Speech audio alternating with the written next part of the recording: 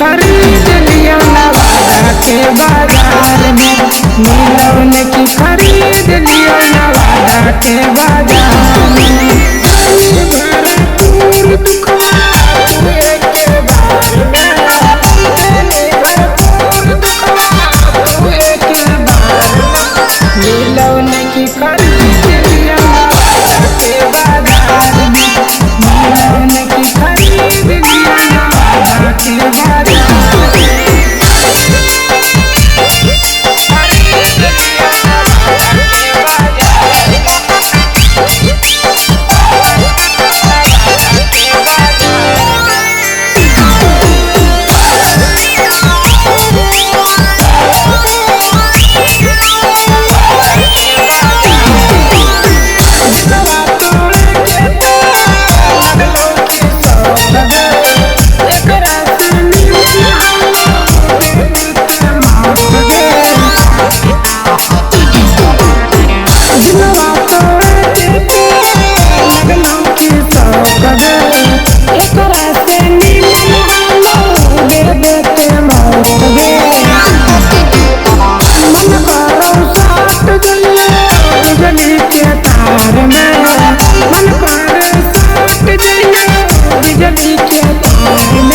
मिलौन की खरीद